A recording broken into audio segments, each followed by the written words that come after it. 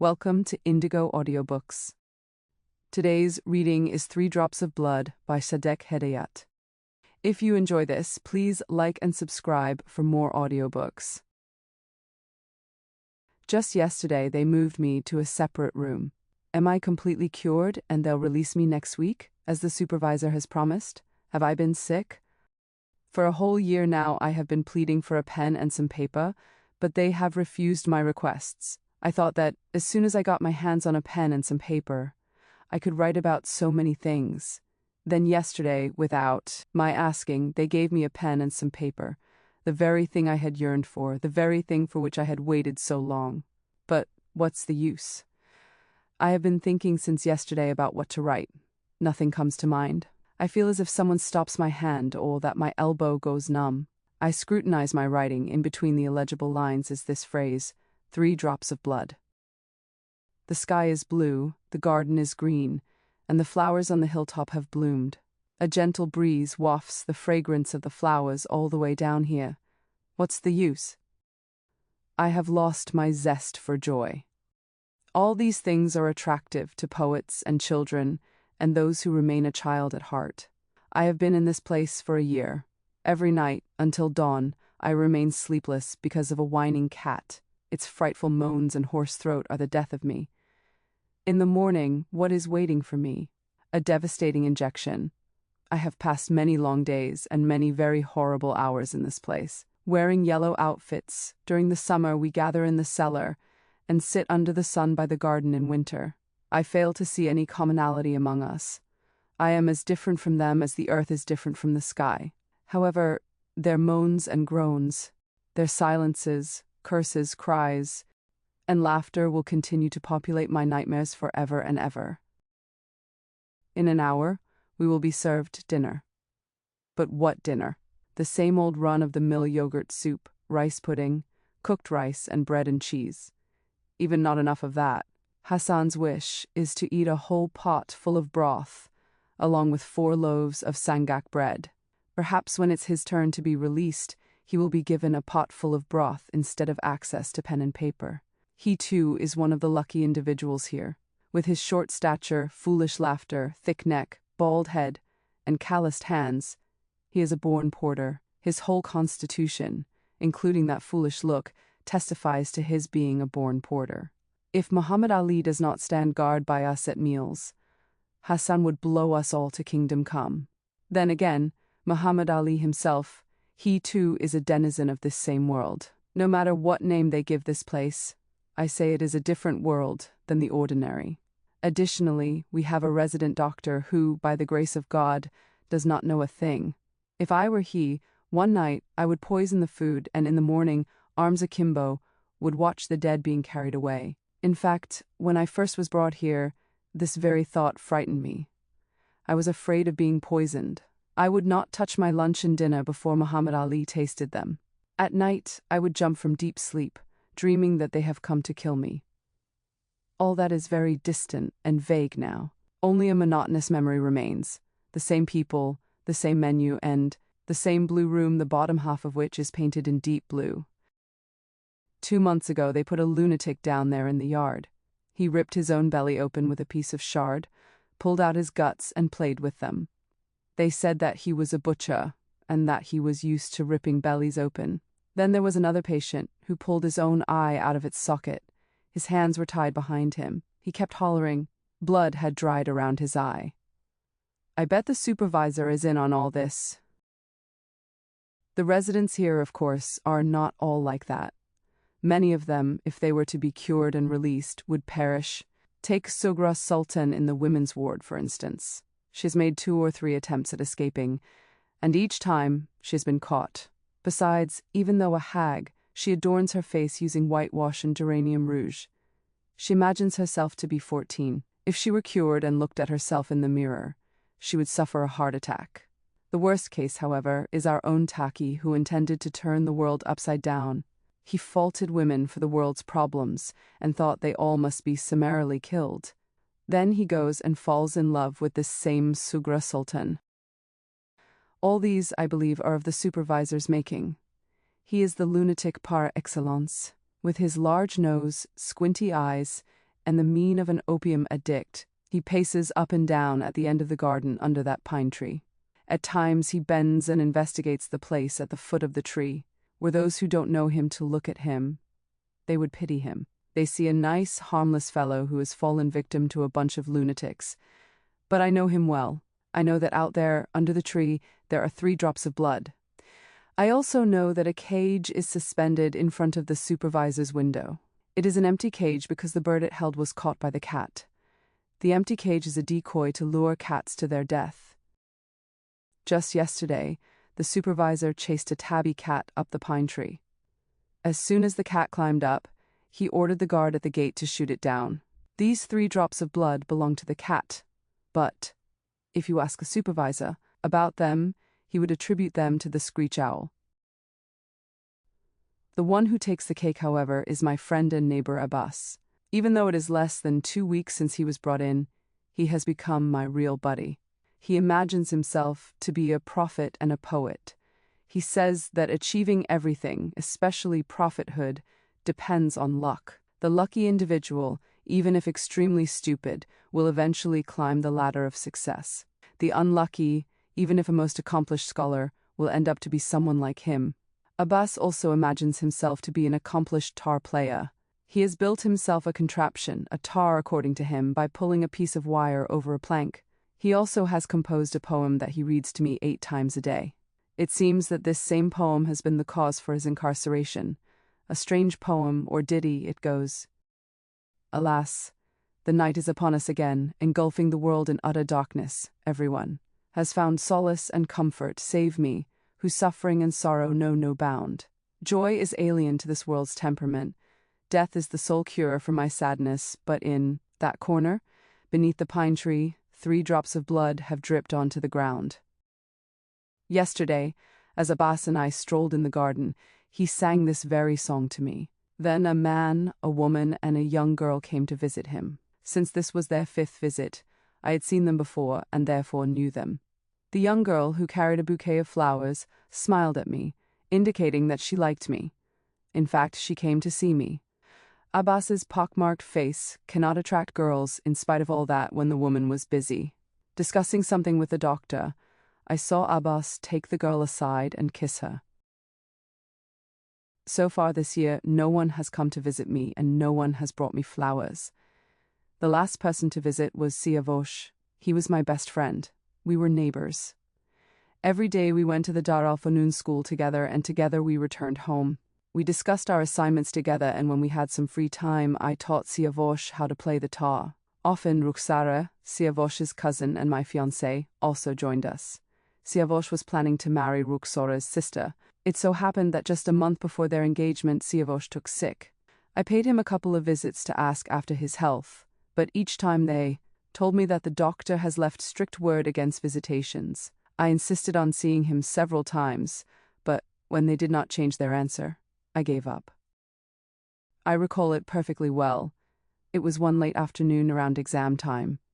I returned home, threw my books and notebooks on the table, and went about changing into my other clothes. Then I heard a gunshot.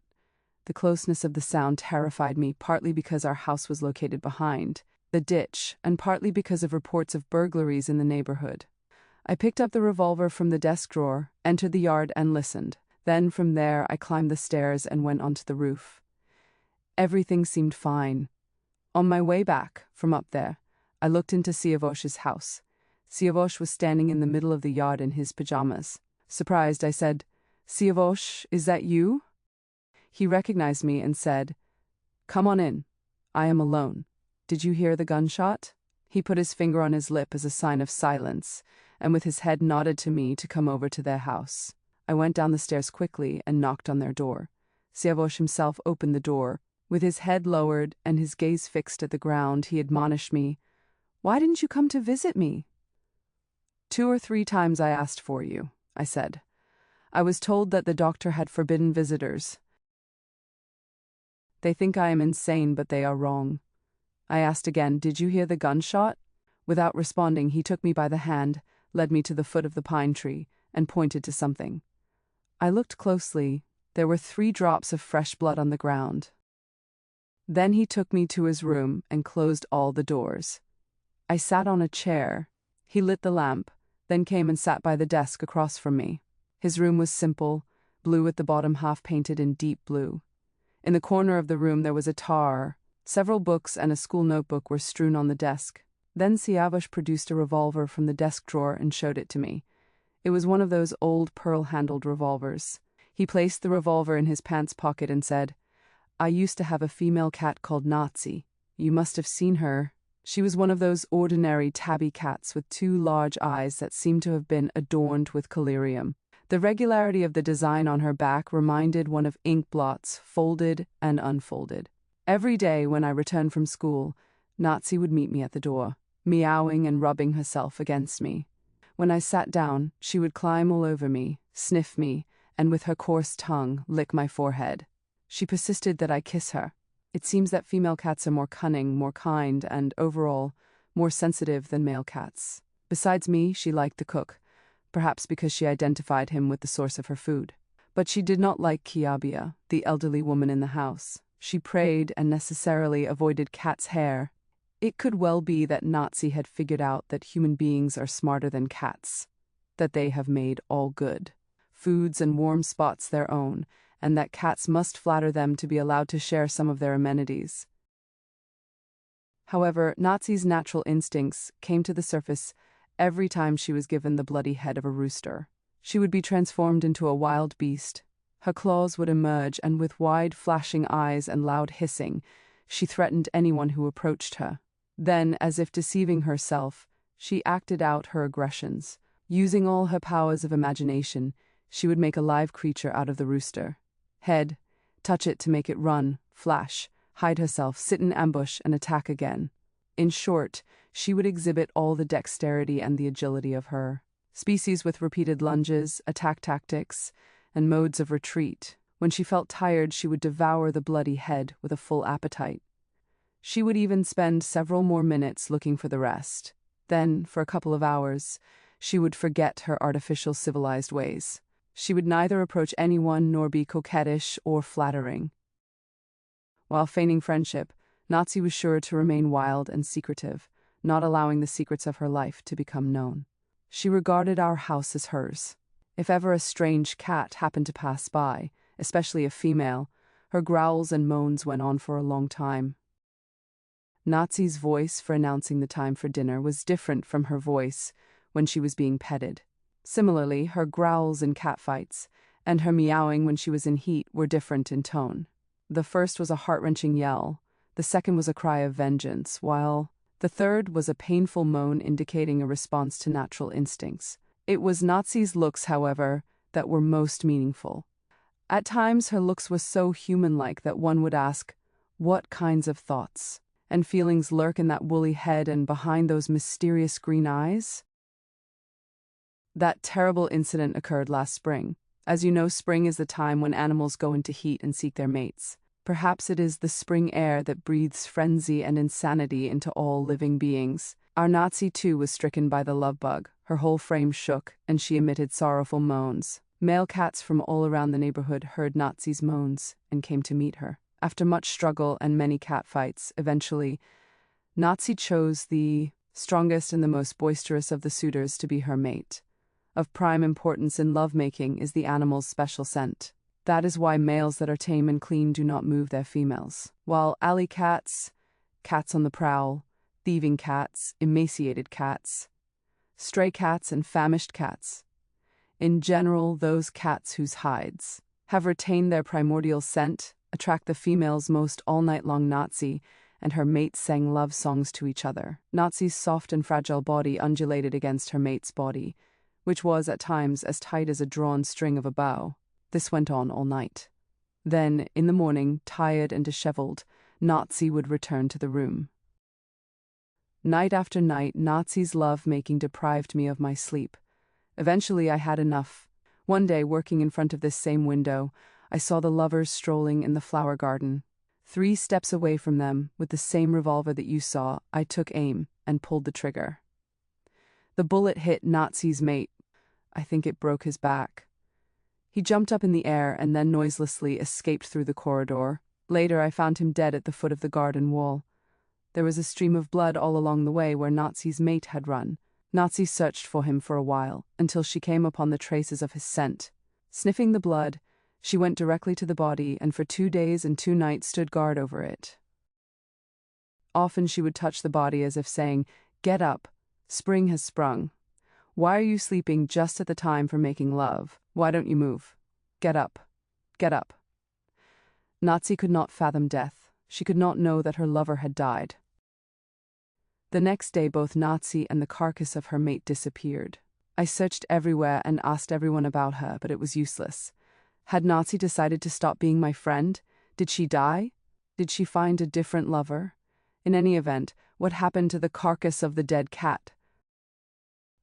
One night, I heard the meowing of that same male cat. He whined all night and yelled all the next night. Then, in the morning, all became quiet. The third night, I picked up the revolver again and just shot into this same pine tree in front of my window. His eyes shone in the dark. He let out a long moan and fell silent. In the morning, 3 drops of blood had dripped under the tree. From that night on, every night he comes here and moans. No one else, however, hears him. They are heavy sleepers, and when I tell them about it, they just laugh at me. But I know that this moaning belongs to the cat that I killed. This meowing has really deprived me of sleep. Everywhere I go, and in whatever room I sleep, all night long, this merciless cat with his horrible throat moans and yells for his mate. Today the house was empty. I came to the same place where the cat sits at night and moans. I took aim. I could recall the exact place because of the spark of her eyes at night. When I pulled the trigger, I heard the cat moan, and 3 drops of blood dripped from up there. Didn't you see that with your own eyes?